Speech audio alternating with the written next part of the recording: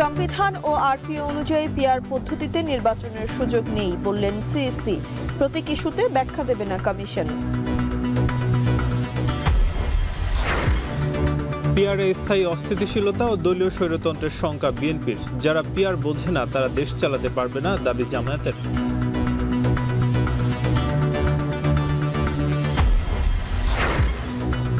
রাজনীতিবিদরাই দেশের নেতৃত্ব দেবেন, মার্কিন বিনিয়োগকারীদের ডক্টর ইউনূস। টেকসই অর্থনীতি অর্জনে বিশ্ব নেতাদের ভূমিকা নেয়ার আহ্বান।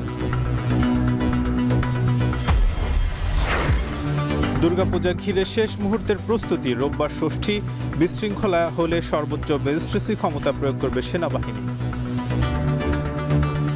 পূজাকে কেন্দ্র করে যদি কোনো স্বার্থান্বেষী মহল কোনো ধরনের সিচুয়েশন ক্রিয়েট করার চেষ্টা করে, আমাদের বাংলাদেশ সেনাবাহিনীর উপরে যে ম্যাজিস্ট্রেসি ক্ষমতা আমাদেরকে দেওয়া হয়েছে তার পূর্ণ প্রয়োগ করে এটাকে আমরা দমন করব।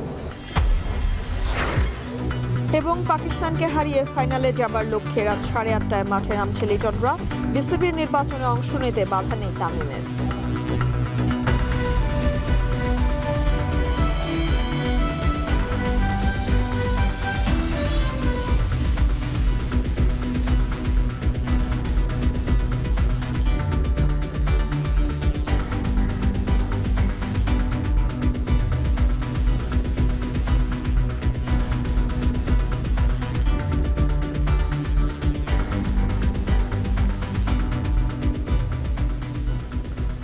শুনছিলেন শিরোনাম, স্বাগত এখন সন্ধ্যায়। পুরো আয়োজন জুড়ে সঙ্গে আছে আমরা দুজন, আমি নাজমুস সাকিব এবং আমি তানজিলা খান মিম।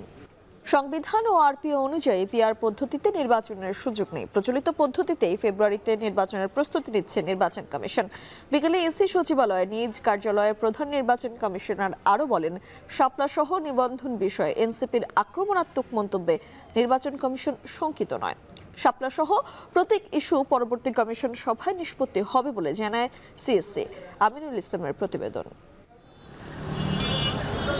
শাপলা প্রতীক নিয়ে সম্প্রতি এনসিপি নেতাদের ক্রমাগত হুঁশিয়ারির মধ্যেই শাপলা প্রতীক ছাড়াই 115টি প্রতীকের প্রজ্ঞাপন প্রকাশ করে নির্বাচন কমিশন। শাপলা ছাড়া নির্বাচন কিভাবে হয় তা দেখে নেওয়া হবে বলেও কড়া মন্তব্য করেছিলেন নাগরিক পার্টির নেতা সার্জিস আলম। এনসিপি নেতাদের এমন আক্রমণাত্মক বক্তব্যে নির্বাচন কমিশন আতঙ্কিত নয় বলে সাফ জানালেন প্রধান নির্বাচন কমিশনার। সম্প্রতি কানাডা সফর শেষে দেশে ফিরলেন প্রধান নির্বাচন কমিশনার এএমএম নাসির উদ্দিন। সফর পরবর্তী সংবাদ সম্মেলনে তিনি বললেন, এর আগেও একটি দল শাপলা প্রতীক চেয়েছিল, তাদেরকেও দেওয়া হয়নি। শাপলা চেয়েছিল কিন্তু নাগরিক ঐক্য, মাহমুদুর রহমান মান্নার যে দল আছে নাগরিক ঐক্য, তো ওরা কিন্তু প্রথম চেয়েছিল। একবার দরখাস্ত দিয়েছে, তারপর আমার সাথে ওনাদের ডেলিগেশন দেখা করেছে। তখন আপনারা কোনো কিছু আলোচনা করেন, আলোচনায় তো আনেনি নাই যে শাপলা নিয়ে যে নাগরিক ঐক্য, এখন এত কোনো আলোচনা করতেছে না, আমি বুঝলাম না। বৃহস্পতিবার ইসি সচিবালয়ের নিজ কার্যালয়ে সিইসি সাংবাদিকদের বলেন, প্রবাসীদের ভোটিং কার্যক্রমে নানা ধরনের ঘাটতি রয়েছে। যেসব বিষয়ে প্রবাসী ভোটারদের অনাস্থা ছিল তা শীঘ্রই সমাধান করা হবে। নেওয়া হবে আইটি সহায়তায় পোস্টাল ব্যালটের ভোট।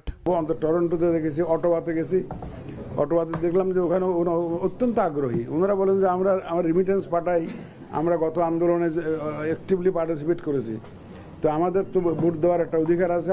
আমি বললাম যে আমরা সেটা রিকগনাইজ করি বলেই আপনাদের যে এই ভোটের, প্রবাসীদের ভোটের জন্য আমরা এত ইনিশিয়েটিভটা নিয়েছি। আইন অনুযায়ী চলমান পদ্ধতিতে হবে ভোট। আরপিওতে পিআর পদ্ধতি না থাকায় এটি নিয়ে ভাবছে না ইসি। একই সাথে নির্বাচন আয়োজনে সর্বশক্তি নিয়োগ করবে কমিশন। এক্ষেত্রে খেলোয়াড়দের ফাউল করা থেকে বিরত থাকার আহ্বান জানান সিইসি। ফেব্রুয়ারি মাসে প্রথমার্ধে নির্বাচন করার জন্য যা যা প্রস্তুতি নেওয়া দরকার আমরা জোরে জোরে নিচ্ছি। সব খেলোয়াড়রা যদি ফাউল করার নিয়তে মাঠে নামে, তাহলে রেফারির পক্ষে তো এই ম্যাচ পণ্ড হওয়া থেকে রক্ষা করা সম্ভব না। পিআরটা তো আরপিওতে তো নাই, আমার সামনে তো আরপিও। আমি তো আমাকে যদি আরপিওটা বদলাইয়া যদি এটা অন্য একটা দিয়ে দেয়, তাহলে এটা আইন না বদলাইলে তো পারি না আমি। সিইসি জানান, ঐক্যমত্য কমিশনের মেয়াদ বাড়ার কারণে এখনই রাজনৈতিক দলের সাথে সংলাপে বসছে না নির্বাচন কমিশন। তবে 28 অক্টোবর থেকে শুরু হবে শিক্ষাবিদ সহ অন্যান্য অংশীজনদের সাথে সংলাপ। মিয়া আমিরুল, এখন, ঢাকা। পিআর মানে স্থায়ী অস্থিতিশীলতা। এর মাধ্যমে দলীয় স্বৈরতন্ত্র প্রতিষ্ঠিত হবে বলে মন্তব্য করেছেন বিএনপির স্থায়ী কমিটির সদস্য সালাউদ্দিন আহমেদ। দুপুরে সুপ্রিম কোর্ট আইনজীবী সমিতি অডিটোরিয়ামে এক সেমিনারে কথা বলেন তিনি। এদিকে কয়েক সপ্তাহের মধ্যেই তারেক রহমান দেশে ফিরবেন বলে জানিয়েছেন বিএনপির স্থায়ী কমিটির সদস্য ডক্টর এজিএম জাহিদ হোসেন। বিস্তারিত প্রতিবেদনে। বিশ্ব ফার্মাসিস্ট ডে উপলক্ষে বিএনপির প্রতিষ্ঠাতা জিয়াউর রহমানের সমাধিতে ডিফহ্যাবের সদস্যদের নিয়ে পুষ্পস্তবক অর্পণ করেন দলের সিনিয়র নেতারা। পরে সেখান থেকে একটি র্যালি বের হয়। এ সময় সাংবাদিকদের প্রশ্নের জবাবে ডাক্তার এজেড জাহিদ বলেন, অভ্যুত্থানের পর থেকেই নির্বাচনের প্রস্তুতি নিচ্ছে বিএনপি। তবে এখন পর্যন্ত মনোনয়নের বিষয়ে কাউকে সবুজ সংকেত দেওয়া হয়নি। কয়েক সপ্তাহের মধ্যেই তারেক রহমান দেশে ফিরে নেতৃত্ব দেবেন বলেও জানান তিনি। যেই সমস্ত মানুষগুলো নিজ নিজ এলাকায় উদ্ভাসিত, তাদেরকেই বাংলাদেশ জাতীয়তাবাদী দল ইনশাআল্লাহ আপনারা দেখতে পাবেন খুবই সহসায় যে তাদেরকে মনোনয়ন দেওয়ার ব্যাপারে দিয়ে তারা সিদ্ধান্ত গ্রহণ করবে। কয়েকদিন আগেও বলেছি, আপনারা দেখতে পাবেন যে কয়েক সপ্তাহ বলেছিলাম, ইনশাআল্লাহ কয়েক সপ্তাহের মধ্যে ইনশাআল্লাহ তারেক রহমান এসে বিএনপির নির্বাচনী প্রক্রিয়া নয়, গণতন্ত্র পুনরুদ্ধারের শেষ লগ্ন সেটির নেতৃত্ব দিবেন। এদিকে নয়াপল্টনে বিএনপির কেন্দ্রীয় কার্যালয়ে এক আলোচনা সভায় অংশ নেন বিএনপির সিনিয়র যুগ্ম মহাসচিব রুহুল কবির রিজভী। এ সময় উদ্বেগ প্রকাশ করে তিনি বলেন, ফ্যাসিস্ট আওয়ামী লীগের পুনর্বাসন হলে দেশে ভয়াবহ পরিণতি হবে। আওয়ামী লীগ পুনর্বাসনে জামাত ইসলামের ইন্ধন দেখছেন বলেও মন্তব্য করেন বিএনপির নেতা। আওয়ামী লীগকে সন্তুষ্ট করার জন্য তারা এদেশে রাজনীতি করার সুযোগ পেয়েছেন শহীদ জিয়ার কাছ থেকে তারা সুযোগ পেয়েছে। তাদের নিষিদ্ধ দল ছিল। অন্যদিকে সুপ্রিম কোর্ট অডিটোরিয়ামে পিআর পদ্ধতি নিয়ে ন্যাশনালিস্ট ব্রিটিশ স্টুডেন্টস অ্যালায়েন্সের এক সেমিনার অনুষ্ঠিত হয়। সেখানে বিএনপির স্থায়ী কমিটির সদস্য সালাউদ্দিন আহমেদ বলেন, পিআর পদ্ধতিতে নির্বাচন হলে দেশ স্থায়ী অস্থিতিশীল পরিস্থিতির দিকে যাবে। কোনো দলের অবৈধ আবদার মেনে নেওয়া হবে না বলেও জানান তিনি। এখানে দলীয় স্বৈরতন্ত্র প্রতিষ্ঠিত হবে এবং ব্যক্তি স্বৈরতন্ত্র আবার প্রতিষ্ঠিত হবে। তারা যেভাবে চাইবে, যাকে চাইবে সেই এমপি হবে, জনগণ যাকে চাইবে সেই এমপি হবে না। জনগণ শুধু ভোট দিতে পারবে মাঠে। আর যে সমস্ত দেশে পিআর আছে, বিভিন্ন উন্নত দেশেও আছে, সেখানে জনসংখ্যা অনেক কম। কোন কোন রাষ্ট্রে জনসংখ্যার বিবেচনা তো তারা পিআর কনসিডার করেছে, সুইডেন টাইপ কিছু কিছু দেশে। সেই সমস্ত জায়গায় স্থানীয় সরকার ব্যবস্থা অত্যন্ত স্ট্রং। অনুষ্ঠানে জুলাই সনদ নিয়ে সাংবিধানিক আদেশ ও গণভোট প্রশ্নে 106 অনুচ্ছেদ অনুযায়ী আপিল বিভাগের পরামর্শ নেওয়ার আহ্বান জানান সালাউদ্দিন আহমেদ। তার নির্বাচিত প্রার্থী হিসেবে হাসিব বিল্লাহ, এখন, ঢাকা। প্রতিবেশী দেশের রাজনৈতিক হস্তক্ষেপকে বাংলাদেশের জন্য বড় চ্যালেঞ্জ হিসেবে দেখছে জামায়াত। আগামী নির্বাচন নিয়ে চীনের প্রতিনিধি দলকে এমনটি জানিয়েছেন দলটির আমির ডাক্তার শফিকুর রহমান। এ নিয়ে সংবাদ সম্মেলনে কথা বলেন জামায়াতের সেক্রেটারি জেনারেল মিয়া গোলাম পরওয়ার। এদিকে রাজধানীতে এক বিক্ষোভ কর্মসূচিতে দলের নেতারা বলেন, যারা পিআর বোঝে না তারা দেশ চালাতে পারবে না। বিস্তারিত জানাবেন ওমর ফারুক। হার্টে বাইপাস সার্জারি শেষে প্রায় 2 মাস পর জামাতের কেন্দ্রীয় কার্যালয়ে দলটির আমির ডক্টর শফিকুর রহমান সাক্ষাৎ করলেন Chinese people's institute for foreign অ্যাফেয়ার্সের vice president mister Zhou Ping জিয়ানের নেতৃত্বে চীন সরকারের শীর্ষ পর্যায়ের প্রতিনিধি দলের সঙ্গে। বৃহস্পতিবার দুপুরে এই সাক্ষাৎ শেষে সংবাদ সম্মেলনে দলটির সেক্রেটারি জেনারেল মিয়া গোলাম পরওয়ার বলেন, প্রতিবেশী দেশের যে কোনো রাজনৈতিক হস্তক্ষেপ বাংলাদেশের জন্য বড় চ্যালেঞ্জ। আগামী নির্বাচন ঘিরে চীনের প্রতিনিধি দলের প্রশ্নের জবাবে জামাত আমির এমন জবাব দিয়েছেন বলে জানান তিনি। আরও বলেন, নির্বাচনমুখী দল হিসেবে নির্বাচনের প্রস্তুতি গ্রহণ করেছে তারা। জনগণ যদি আমাদেরকে দেশ শাসনের দায়িত্ব দেন, তাহলে আমির জামাত বলেছেন যে আমরা শাসক হব না, আমরা সেবক হব এবং সকলেই সমতার ভিত্তিতে প্রত্যেকের অধিকার ভোগ করবেন। এবং আমাদের দেশটা বিপুল জনসংখ্যা বেষ্টিত দেশ। এখানকার উন্নয়নের জন্য চায়নার জন্য এক্সপোর্ট প্রসেসিং জোন, ইপিজেড সহ নানান অর্থনৈতিক উন্নয়ন এবং বিনিয়োগের পরিবেশ আমরা তৈরি করছি এবং আমাদের সামনে সেই সম্ভাবনা আছে। আগামী নির্বাচনে আপনারা অংশগ্রহণ করবেন, তার কি প্রস্তুতি? আমাদের আমির জামাত বলেছেন, আমরা সবসময় নির্বাচনমুখী দল, আমাদের নির্বাচনের প্রস্তুতি আছে। ইনশাআল্লাহ আমরা নির্বাচনে অংশগ্রহণের যাবতীয় প্রস্তুতি গ্রহণ করছি। প্রেস ব্রিফিংয়ে চীনের প্রতিনিধি দলের প্রধান মিস্টার জো পিং জিয়ান জানান, পিপল টু পিপল ডিপ্লোমেসির অংশ হিসেবে চীন বাংলাদেশের জনগণের সঙ্গে সম্পর্ক উন্নয়ন করতে চায়। China-Bangladesh diplomatic relationship, to be exact, it falls on October the 1st in 10 days. And this year also is a China-Bangladesh people-to-people exchange year. So we CPI FA delegation এদিকে বিকেলে ঢাকাসহ দেশের বিভিন্ন স্থানে কার্যক্রম নিষিদ্ধ আওয়ামী লীগের ঝটিকা মিছিল, ককটেল বিস্ফোরণ ও অপতৎপরতার প্রতিবাদে বিক্ষোভ মিছিল করে জামায়াত ইসলামী ঢাকা মহানগর দক্ষিণ। এ সময় দলটির নেতা শফিকুল ইসলাম মাসুদ বলেন, যারা পিয়ার বোঝে না তারা দেশও চালাতে পারবে না। জুলাই আগস্টের গণঅভ্যুত্থানের চেতনা লালন করার জন্যই জুলাই সনদের আইনি ভিত্তি দেওয়া ছাড়া কোনো উপায় নাই। পিয়ার যারা বুঝতে চান না তারা পিয়ার বুঝতে পেরেছিলেন, কিন্তু আপনারা শুধু সময় নিয়েছিলেন। আমরা মনে করি আর সময় নেওয়ার দরকার নেই। পিয়ারে যদি বুঝতে না পারেন দেশও চালাইতে পারবেন না। যারা পিয়ার বুঝতে পারেন না, জনগণ মনে করে আপনারা দেশও চালাইতে পারবেন না। এ সময় সরকারকে নির্বাচন ও জুলাই সনদ বাস্তবায়নের মাধ্যমে সুষ্ঠু ও নিরপেক্ষ নির্বাচন আয়োজনের আহ্বান জানান জামাত নেতৃবৃন্দ। জনগণ এখনো বেঁচে আছে, সজাগ সচেতন আছে। 1 সেকেন্ডের জন্য আপনাদেরকে দাঁড়াতে দেওয়া হবে না। ওমর ফারুক, এখন, ঢাকা। রাজনীতিবিদরাই আগামীর বাংলাদেশকে নেতৃত্ব দেবেন বলে মার্কিন বিনিয়োগকারীদের জানালেন প্রধান উপদেষ্টা। এছাড়া টেকসই উন্নয়ন লক্ষ্যমাত্রা অর্জনে $4 ট্রিলিয়ন ঘাটতি পূরণে বিশ্ব নেতাদের আরও কার্যকর ভূমিকা নেওয়ার আহ্বান জানান তিনি। এছাড়া বাংলাদেশিদের নিরাপদ অভিবাসন নিশ্চিতে আলোচনা করেছেন ইতালির প্রধানমন্ত্রীর সঙ্গেও। বুধবার সাইডলাইনে বেশ কয়েকটি দ্বিপাক্ষিক বৈঠকে অংশ নেন ডক্টর ইউনূস। নিউ ইয়র্ক থেকে মাহমুদ রাকিবের প্রতিবেদন।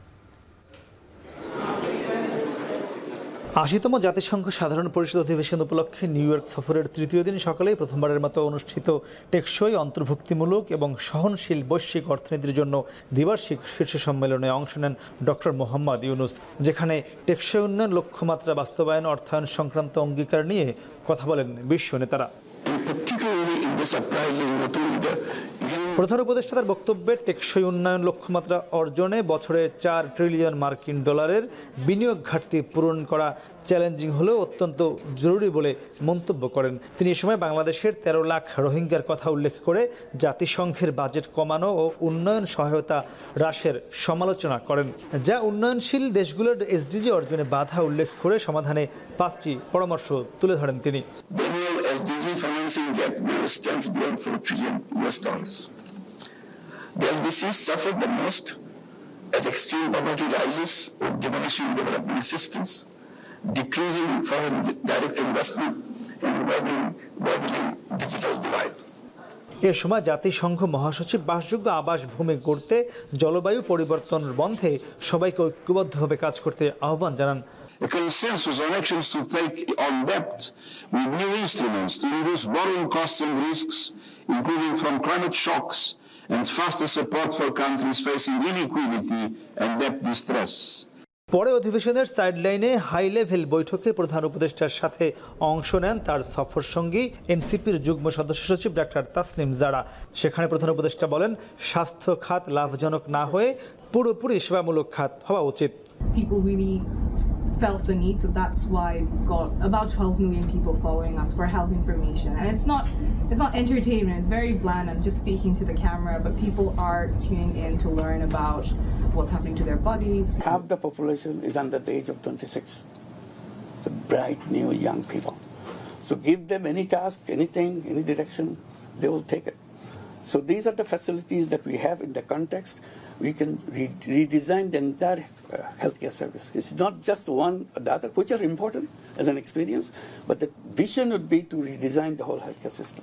এদিন প্রধান উপদেষ্টা ডক্টর মোহাম্মদ ইউনূসের সাথে নিউ ইয়র্কে বৈঠক করেছেন পাকিস্তানের প্রধানমন্ত্রী শেহবাজ শরীফ। এ সময় ডক্টর ইউনূসকে পাকিস্তান সফরের আমন্ত্রণ জানান তিনি। আর ইতালির প্রধানমন্ত্রী নিজ থেকেই আগামী ডিসেম্বরে বাংলাদেশ সফরের আগ্রহ প্রকাশ করেন ডক্টর মোহাম্মদ ইউনূসের কাছে। 4 জন ওয়ার্ল্ড লিডারের সাথে উনি 1-to-1 মিটিং করেছেন। প্রথমে হচ্ছে যে ওনার সাথে ফিনল্যান্ডের প্রেসিডেন্ট আলেকজান্ডার স্টাবের সাথে ওনার মিটিং হয়েছে। তারপরে ইতালিয়ান প্রাইম মিনিস্টার জর্জিয়া মিলোনির সাথে মিটিং হয়েছে।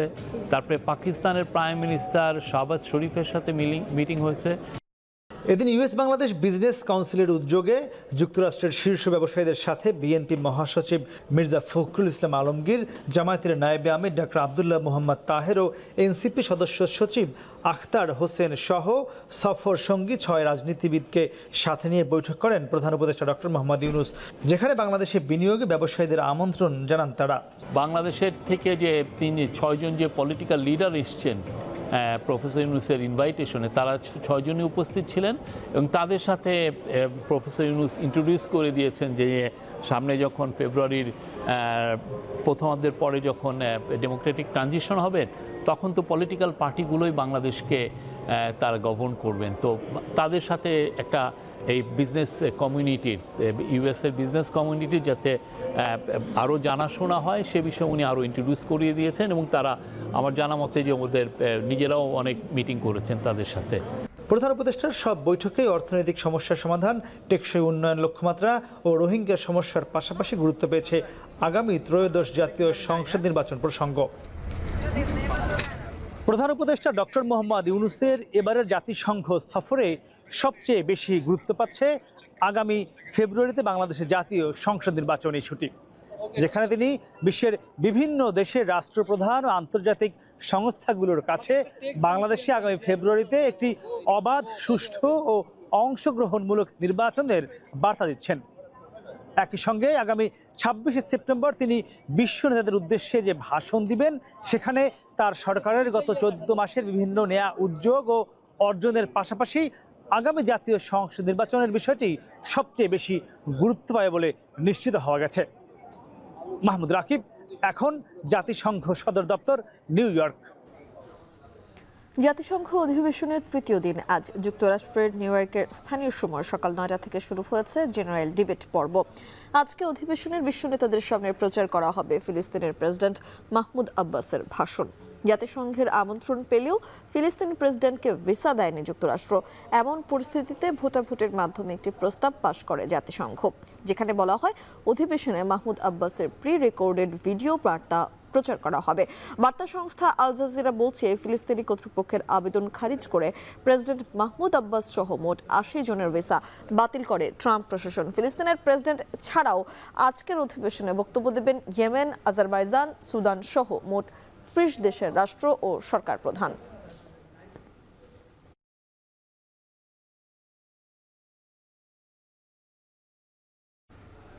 15 ফেব্রুয়ারি নির্বাচন হওয়া নিয়ে এনসিপির কোনো বিরোধ নেই, তবে 24-এর গণঅভ্যুত্থান দৃশ্যমান বিচার না করে নির্বাচন হলে জনগণের সাথে প্রতারণা হবে বলে মন্তব্য করেছেন দলটির উত্তরাঞ্চলের মুখ্য সংগঠক সার্জিস আলম। দুপুরে বলুইবাজারের স্থানীয় একটি রেস্টুরেন্টে এনসিপির আলোচনা সভায় তিনি এ মন্তব্য করেন।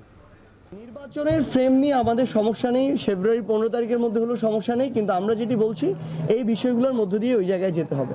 এত বড় যে একটা গণহত্যা হলো, এটার যদি আমরা ন্যূনতম বিচারিক প্রক্রিয়ার দৃশ্যমান রায় আমরা না দেখতে পাই, তাহলে আপনি যেই সময়সীমায় বলেন না কেন সেই সময়সীমা এটা জনগণের আকাঙ্ক্ষার সাথে প্রতারণা। আমরা আমাদের জায়গা থেকে এটা মনে করি। জুলাই আন্দোলনে মানবতা বিরোধী অপরাধের মামলায় হাসানুল হক ইনুর বিরুদ্ধে 8টি আনুষ্ঠানিক অভিযোগপত্র আমলে নিয়েছেন আন্তর্জাতিক অপরাধ ট্রাইব্যুনাল।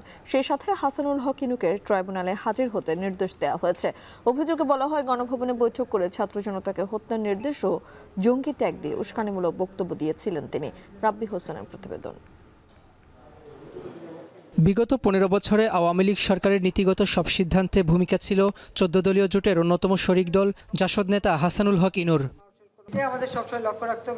সবশেষ জুলাই আন্দোলনের সময় গণভবনে শেখ হাসিনার সঙ্গে বৈঠক করে আন্দোলন দমনের সিদ্ধান্তে ভূমিকা রাখেন তিনি। বৃহস্পতিবার সকালে জাসদ নেতা হাসানুল হক ইনুর বিরুদ্ধে মানবতা বিরোধী অপরাধের মামলায় পৃথক 8টি অভিযোগ দাখিল করে ট্রাইব্যুনালের প্রসিকিউশন। অভিযোগগুলোতে বলা হয় গণভবনে বৈঠক করে আন্দোলন দমনে আইন শৃঙ্খলা বাহিনীকে সরাসরি গুলির নির্দেশ, ছাত্র জনতাকে জঙ্গি ট্যাগ দিয়ে হত্যা ও গণমাধ্যমে উস্কানিমূলক বক্তব্য দিয়েছিল জাসদ নেতা হাসানুল হক ইনু। প্রসিকিউশনের পক্ষ থেকে তার বিরুদ্ধে 8টি অভিযোগ আনা হয়েছে। এই ফরমাল চার্জ 39 পৃষ্ঠা সম্বলিত। এখানে মোট 4টি ভলিউমে 1679 পৃষ্ঠার ডকুমেন্টারি এভিডেন্স আমরা দাখিল করেছি। 20 জন সাক্ষীর তালিকা আমরা দিয়েছি। অডিও ডকুমেন্টারি 3টি এবং ভিডিও ডকুমেন্ট 6টি। আন্দোলন দমনে ইনুর সঙ্গে শেখ হাসিনার 3টি ফোনালাপ ট্রাইব্যুনালে শোনানো হয়। পরে তার বিরুদ্ধে আনুষ্ঠানিক অভিযোগ আমলে নেয় আন্তর্জাতিক অপরাধ ট্রাইব্যুনাল 2। পাশাপাশি 29 সেপ্টেম্বর তাকে হাজির করার নির্দেশ দেওয়া হয়। আমাদের ফরমাল চার্জ, সংশ্লিষ্ট ডকুমেন্ট বিবেচনা করে আসামি হাসানুল হক ইনুর বিরুদ্ধে 8টি চার্জের অভিযোগ আমলে নিয়েছেন এবং আগামী 29 তারিখ প্রোডাকশন ওয়ারেন্ট, যেহেতু সে অন্য একটা মামলায় আটক আছে, তাকে অনারেবল ট্রাইব্যুনাল 2-এ হাজির করার নির্দেশ দিয়েছেন। এদিকে ট্রাইব্যুনাল 1-এ চানখারপুলে 6 জনকে হত্যায় 8ম দিনের সাক্ষ্য গ্রহণ শেষ হয়েছে। রাব্বি হোসেন, এখন, ঢাকা। সারা দেশের মন্দির মণ্ডপে চলছে দুর্গাপূজার শেষ সময়ের প্রস্তুতি। রংতুলির আঁচড়ে বর্ণিল সাজে রূপ পাচ্ছে প্রতিমা। চলছে প্যান্ডেল, গেট সহ আনুষঙ্গিক সজ্জার কাজ। পূজার সবশেষ প্রস্তুতি জানাতে খুলনা থেকে যুক্ত হচ্ছেন রামিম চৌধুরী। রামিম, জানাবেন যে প্রতিমা সজ্জা সম্পন্ন হতে আর কেমন সময় লাগতে পারে এবং প্রস্তুতি কেমন দেখছেন? সাকিব, আর মাত্র 2 দিন পরেই কিন্তু শারদীয় দুর্গা উৎসবের যে মূল আনুষ্ঠানিকতা সেটি কিন্তু শুরু হবে এবং এই শেষ মুহূর্তে এসে আমরা সব মন্দিরে মন্দিরে যেটি দেখছি যে মূলত প্রতিমার তৈরির বা প্রতিমা সাজানোর যে কার্যক্রম সেটি কিন্তু প্রায় শেষ পর্যায়ে। আমি এই মুহূর্তে নগরীর একটি অস্থায়ী যে মণ্ডপ রয়েছে, পূজা মণ্ডপ, সেখানে আপনি দেখতেই পাচ্ছেন যে এখানে কিন্তু প্রায় শেষের পথে একেবারে কার্যক্রম। এখানে রং তুলির যে কাজগুলো ছিল সেগুলো প্রায় শেষ পর্যায়ে বললেই চলে। আজকেই কিন্তু সেটি শেষ করার কথা রয়েছে। এর পাশাপাশি এখানে এখন কিন্তু পোশাক এবং গহনা দিয়ে প্রতিমাগুলো সাজানোর যে কার্যক্রম সেগুলো কিন্তু এখন চলছে। এর পাশাপাশি মণ্ডপগুলোর যে বাইরের যে জায়গাগুলো রয়েছে সেগুলোতে আলোকসজ্জা, এর পাশাপাশি প্যান্ডেল সাজানো, সব কিছু মিলিয়ে কিন্তু বেশ একটি জমজমাট পরিস্থিতির সৃষ্টি হয়েছে খুলনার পুরো নগরী জুড়ে। নগরীতে কিন্তু এবছর বেশ কিছু পূজা মণ্ডপ রয়েছে। এই সবগুলো পূজা মণ্ডপেই কিন্তু এখন আজকে আমরা দেখেছি যে জোরে সোরে কিন্তু বেশ কাজ চলছে পূজা মণ্ডপগুলোতে। এবছর কিন্তু খুলনা জেলাতে মোট দুর্গাপূজার যে মণ্ডপ রয়েছে তার সব মিলিয়ে কিন্তু 980টি এবং এর মধ্যে মহানগরীতে রয়েছে 120টি এবং খুলনা জেলার যে 9টি উপজেলা রয়েছে সেটি কিন্তু 860টি পূজা মণ্ডপ এবছর করা হয়েছে। সেই যে পূজা মণ্ডপগুলো রয়েছে প্রত্যেকটা পূজা মণ্ডপেই কিন্তু আমরা দেখেছি যে মূর্তিগুলো রয়েছে প্রত্যেকটা মূর্তিতেই কিন্তু বেশ রং তুলির আঁচড় দিয়ে সুন্দর করে সুসজ্জিত করে রাখা হয়েছে।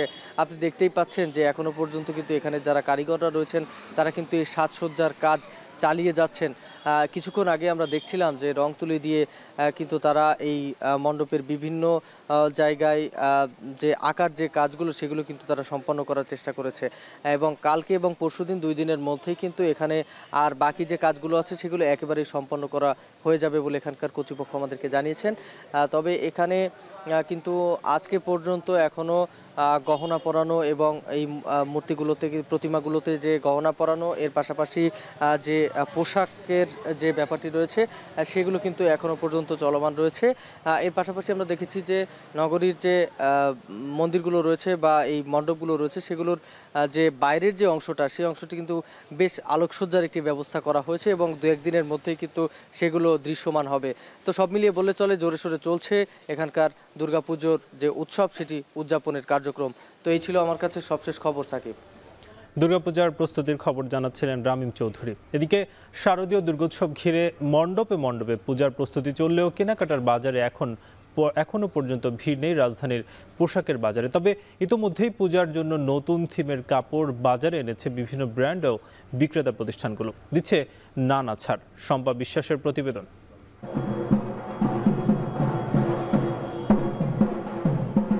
মহালয়ার মধ্য দিয়ে শুরু হয়েছে দুর্গাপূজার আনুষ্ঠানিকতা, আর পূজার আনুষ্ঠানিকতায় ভিন্ন মাত্রা যোগ করে নতুন কাপড়। এখন পর্যন্ত রাজধানীর দোকানপাটে কেনাকাটায় তেমন শোরগোল নেই, তবুও স্বল্প পরিসরে হলেও শারদীয় দুর্গোৎসবকে কেন্দ্র করে বিভিন্ন দোকানে ছুটছেন ক্রেতারা। পরিবার আত্মীয় স্বজনদের জন্য কিনছেন নতুন কাপড়। মানে উৎসব আনন্দ এবং উৎসর্গ করাকেই বলে মানে পূজার যেই আনন্দটা, অনেকের জন্যই কিনতে কিনতে এখন মানে শেষ মুহূর্তে এসে পৌঁছেছি। আশা করছি পুজো ভালোই কাটবে, তবে ছোটবেলার মতো মনে হয় না তেমন আনন্দ করতে পারি এখন, যেহেতু এখন বড় হয়েছে, অনেক রেসপন্সিবিলিটি আছে, সবাইকে দিই। কেনাকাটা ধাপে ধাপে হচ্ছে, এখন আসছি বয়োজ্যেষ্ঠদের জন্য কেনাকাটা করতে। এদিকে পূজা উপলক্ষে পোশাক প্রস্তুতকারক প্রতিষ্ঠানগুলো নতুন থিমের কাপড় বাজারে এনেছে, দিচ্ছে নানা ছাড়। 50% ডিসকাউন্ট। গরমের মধ্যে পড়তেছে, আবার এখন বর্ষা, বৃষ্টি হচ্ছে, ওই দুইটা মাথায় রেখে কাস্টমার একটু সুতি বা হাফ সিল্কের মধ্যে কালারফুল যে পুজো আইটেমগুলো ওগুলাই চাইতেছে। যাতে সবসময় পরে পূজা তো বাইরে ঘোরাঘোরা করতে হয়, বাইরে যেতে হয়। ক্রেতা যেমন আসতেছে আমরা সন্তুষ্ট, আমরা ভালোই সেল দিতে পারতেছি। এছাড়া আরও কিছু কাস্টমার বাড়বে, যেহেতু শুক্রবার আছে, শনিবার আছে, ছুটির শেষে আরও কিছু কাস্টমার আসবে। এখনও পূজার কেনাকাটা তেমন জমে না উঠলেও শুক্র শনিবার সাপ্তাহিক ছুটির দিনে বিপণী বিতানগুলোতে বিক্রি বাড়বে বলে আশা করছেন বিক্রেতারা। শম্পা বিশ্বাস, এখন, ঢাকা। এদিকে দুর্গাপূজায় অপ্রীতিকর পরিস্থিতি তৈরির চেষ্টা হলে সেনাবাহিনী সর্বোচ্চ ম্যাজিস্ট্রেসি ক্ষমতা প্রয়োগ করে তা দমন করবে। অপরাধীরা যে দল বা গোষ্ঠীরই হোক না কেন কোনো ছাড় দেওয়া হবে না। সকালে সমন্বয় সভায় একথা বলেন 15 ইস্ট বেঙ্গলের অধিনায়ক লেফটেন্যান্ট কর্নেল কামরুল হাসান।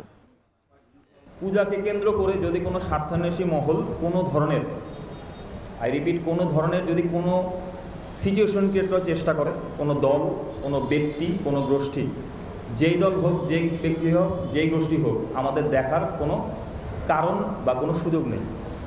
যদি কেউ কোনো ন্যূনতম চিন্তা করে থাকে স্বপ্নেও, তাকে ওটা ভুলে যেতে হবে। আমাদের বাংলাদেশ সেনাবাহিনীর উপরে যে ম্যাজিস্ট্রেসি ক্ষমতা আমাদেরকে দেওয়া হয়েছে তার পূর্ণ প্রয়োগ করে এটাকে আমরা দমন করব। চট্টগ্রাম সিটি কর্পোরেশনের অনেক জরুরি প্রকল্প মন্ত্রণালয়ে আটকে থাকছে বলে অভিযোগ করেছেন city corporation mayor doctor Shahadat Hossain. তার অভিযোগ, স্থানীয় সরকার উপদেষ্টার পাশাপাশি প্রধান উপদেষ্টার কাছে সরাসরি ফাইল নিয়ে গেলেও কোনো সাড়া মিলছে না। যে ফাইলগুলো মিনিস্ট্রিতে গিয়েছে, বিভিন্ন মিনিস্ট্রিতে আমলারা কিন্তু সাইন করে দিয়েছে, কিন্তু যে জায়গায় যারা আন্দোলনে ছিল, যাদের দায়িত্বটা বেশি, সেই জায়গায় গিয়ে তারা সেখানে ফেল করছে। এটা আমাদের দুঃখ। ফাইলগুলো প্রধান উপদেষ্টার কাছেও গিয়েছে, যেটা আমি সরাসরি সেখানে গিয়েছি, এবং ইউকের যে প্রজেক্টটা সরাসরি প্রধান উপদেষ্টার দপ্তরে দেওয়া হয়েছে, এবং সেটা অলরেডি ওনাদের এখান থেকে কাউকে না কাউকে মনিটরিং করার দায়িত্ব দেওয়া উচিত ছিল বলে আমি মনে করি। নভেম্বর থেকে খুলছে সেন্ট মার্টিনের পর্যটন, প্রতিদিন যেতে পারবেন 2000। এদিকে পর্যটন দিবস উপলক্ষে ব্রিফিংয়ে উপদেষ্টা হয়েও বিমানের চেয়ারম্যান হওয়াকে কনফ্লিক্ট অব ইন্টারেস্ট কি না সাংবাদিকের এমন প্রশ্নে শেখ বশিরউদ্দিন বলেন, তিনি একজন এয়ারলাইন্স ব্যবসায়ী হিসেবে এটা হতেই পারে। আরো জানাচ্ছেন আজহার লিমন।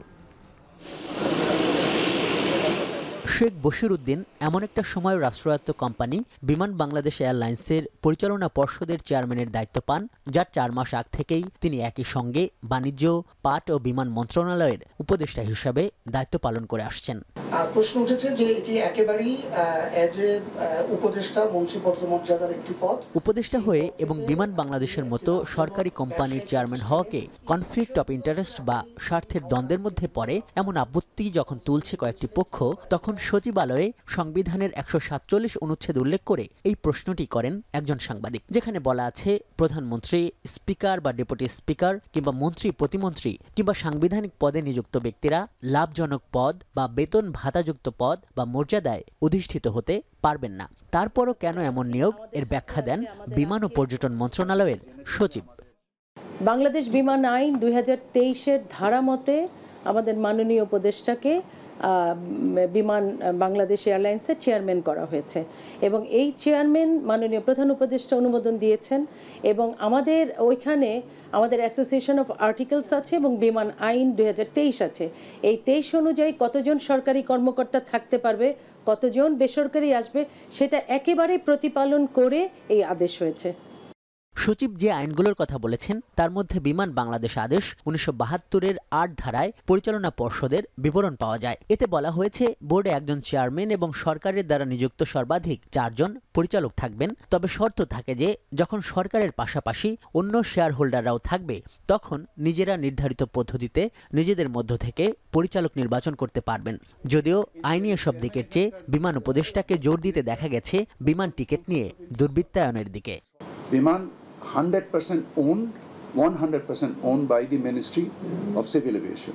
এখানকার সেক্রেটারিও চেয়ারম্যান, সো তাহলে ওটাও কি কনফ্লিক্ট অফ ইন্টারেস্ট হয়? এখানে এনবিআর এর চেয়ারম্যান, এখানকার ডিরেক্টর, ওটাও কি কনফ্লিক্ট অফ ইন্টারেস্ট হয়? যে পরিমাণ দুর্বৃত্তায়ন আছে এখানে, যে পরিমাণ দুর্বৃত্তায়ন আছে, আমরা যে পরিপত্রটা ইস্যু করেছি যে টিকিটে মূল্য লিখতে হবে, এবং আমি দেখছি যে বিভিন্ন রকমের সোশ্যাল মিডিয়াতে যে ধরনের কার্যক্রম তুলে ধরা হচ্ছে, যেমন আপনি আপনার উপস্থাপনায় বলেছেন যে আকিজ এয়ার আমার প্রতিষ্ঠান, আমি পরিবারের প্রতিষ্ঠান। আমি যখন আকিজ গ্রুপে ছিলাম তখন এই প্রতিষ্ঠান তৈরি করা, আপনার তথ্য 100% মিথ্যা। 1 নাম্বার, আকিজ এয়ারের যিনি মালিক, ওনার সাথে আমার গত 6 বছরের মধ্যে কথা হয়নি, দেখাও হয়নি।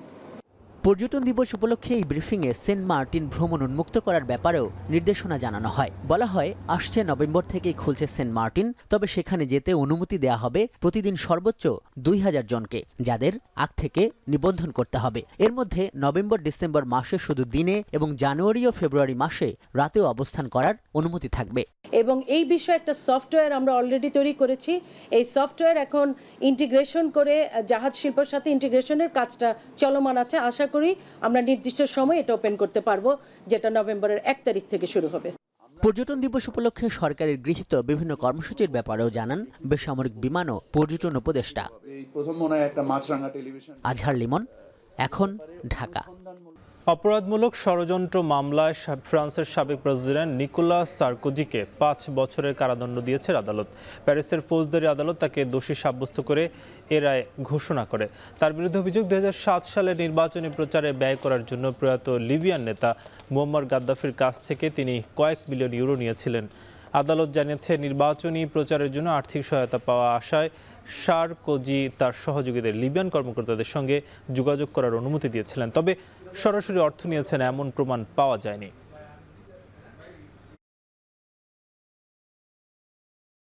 বিসিবি নির্বাচন ঘিরে জটিলতা বাড়ছে। ঠুনকো অভিযোগে 15 ক্লাবকে অংশ নিতে না দেয়াকে অযৌক্তিক বললেন তামিম ইকবাল। এদিকে তামিমের কাউন্সিলরশিপ নিয়ে আপত্তিপত্র পাঠানো বাদী শুনানিতে না আসায় তার নির্বাচনে অংশ নিতে বাধা নেই। কাল বিকেলে ওয়েবসাইটে কাউন্সিলরদের চূড়ান্ত তালিকা প্রকাশ হবে। আরও জানাচ্ছেন আরিফুল ইসলাম সাহাব। আসন্ন নির্বাচন ঘিরে টালমাতাল বাংলাদেশ ক্রিকেট বোর্ড বিসিবি। নানা ইস্যু নিয়ে শুরু থেকে তর্ক বিতর্ক ছিল, তবে কাউন্সিলরশিপ দেয়া না দেয়া কিংবা অভিযুক্ত ক্লাবের নিষেধাজ্ঞা ইস্যু উত্তাপ ছড়াচ্ছে বিসিবি নির্বাচনে। এর আগে ক্রীড়া সংগঠকদের সাথে সম্মিলিতভাবে সংবাদ সম্মেলন করেছিলেন তামিম ইকবাল। কাউন্সিলরদের খসড়া তালিকা প্রকাশের পর এবার বিসিবিতে হাজির তামিম। আপত্তি জানিয়েছেন নির্বাচন কমিশনের কাছে। প্রশ্ন তুলেছেন নিষেধাজ্ঞায় পড়লে সংশ্লিষ্ট ক্লাবের অধীনে থাকা ক্রিকেটারদের ভবিষ্যৎ নিয়েও। আমি ওনাদেরকে স্পষ্টভাবে একটা জিনিস বলেছি যে দেখেন, এখানে 15টা ক্লাবের চেয়ে বড় বিষয় হলো আপনারা যে সিদ্ধান্তটা নিতে যাচ্ছেন, আপনার 300টা ক্রিকেটারের কথা মাথায় রাখতে হবে। আর তাদের প্লেয়ারদের কথা খালি এখানে আসছে না, প্লেয়ারদের সাথে তাদের পরিবারও জড়িত। বিসিবিতে নির্বাচন ঘিরে পক্ষপাতিত্বের অভিযোগ তুলে তামিম বলেছেন, বোর্ডের ইতিহাসে নির্বাচন ঘিরে এত নোংরামি আর কখনো হয়নি। আপনারা তাদেরকে কাউন্সিলরশিপটা না দিতেন, তাদেরকে বলতেন যে এই ক্লাব থেকে যদি কাউন্সিলর হন এরকম একটা ঘটনা ঘটতে পারে, তাহলে তো ওই 15টা কাউন্সিলরের একটা অপশন থাকতো যে ওরা অন্য কোনো একটা ভাবে এসে হলো কাউন্সিলর হইতো।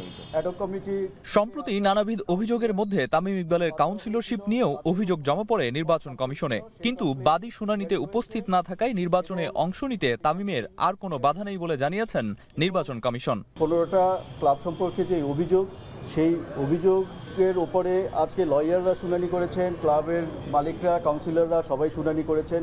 আমরা সবার শুনানি নোট নিয়েছি, সেইটাই বেশি ইম্পর্টেন্ট। এগুলির উপরে যাচাই বাছাই করেই আমরা সিদ্ধান্ত দিব। এই চিঠিটা আমাদের কাছে এসেছে, আজকে সেই চিঠিটা প্রেস করবার জন্য কেউ প্রেজেন্ট হয়নি, সুতরাং আমরা ওইটা অ্যাবসেন্ট দেখিয়ে দিয়েছি। এদিন মোট 38টি অভিযোগের মধ্যে শুনানি সম্পন্ন হয়েছে 30টি অভিযোগের। এর বাইরে শুনানি হয়েছে কাউন্সিলরশিপ জমাদানে বিলম্ব করা সাবেক সভাপতি ফারুক আহমেদেরও। অভিযোগ আপত্তি পর্যবেক্ষণ সাপেক্ষে শুক্রবার বিকেল 4:30টায় বিসিবির ওয়েবসাইটে প্রকাশ করা হবে কাউন্সিলরদের চূড়ান্ত তালিকা। আরিফুল ইসলাম সাহাব। এখন শেষ করবো এখন সন্ধ্যা। তার আগে শিরোনামগুলো জানাবো আরেকবার। সংবিধান ও আরপিও অনুযায়ী পিআর পদ্ধতিতে নির্বাচনের সুযোগ নেই বললেন সিইসি। প্রত্যেক ইস্যুতে ব্যাখ্যা দেবে না কমিশন। পিআরে স্থায়ী অস্থিতিশীলতা ও দলীয় স্বৈরতন্ত্রের শঙ্কা বিএনপির। যারা পিআর বোঝে না তারা দেশ চালাতে পারবে না, দাবি জামায়াতের। রাজনীতিবিদরাই দেশের নেতৃত্ব দেবেন, মার্কিন বিনিয়োগকারীদের ডক্টর ইউনূস। টেকসই অর্থনীতি অর্জনে বিশ্ব নেতাদের ভূমিকা নেওয়ার আহ্বান। দুর্গাপূজা ঘিরে শেষ মুহূর্তের প্রস্তুতি। রোববার ষষ্ঠী, বিশৃঙ্খলা হলে সর্বোচ্চ ম্যাজিস্ট্রেসি ক্ষমতা প্রয়োগ করবে সেনাবাহিনী। পূজাকে কেন্দ্র করে যদি কোনো স্বার্থান্বেষী মহল কোনো ধরনের সিচুয়েশন ক্রিয়েট করার চেষ্টা করে, আমাদের বাংলাদেশ সেনাবাহিনীর উপরে যে ম্যাজিস্ট্রেসি ক্ষমতা আমাদেরকে দেওয়া হয়েছে তার পূর্ণ প্রয়োগ করে এটাকে আমরা দমন করব। এবং পাকিস্তানকে হারিয়ে ফাইনালে যাবার লক্ষ্যে রাত 8:30টায় মাঠে নামছে লিটনরা। বিসিবির নির্বাচনে অংশ নিতে বাধা নেই তামিমের।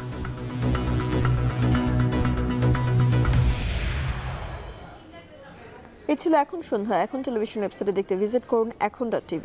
এছাড়া ফেসবুকে যুক্ত হতে পারেন facebook.com/tv.এখন। ইউটিউবে দেখতে পারেন youtube.com/c/echontv।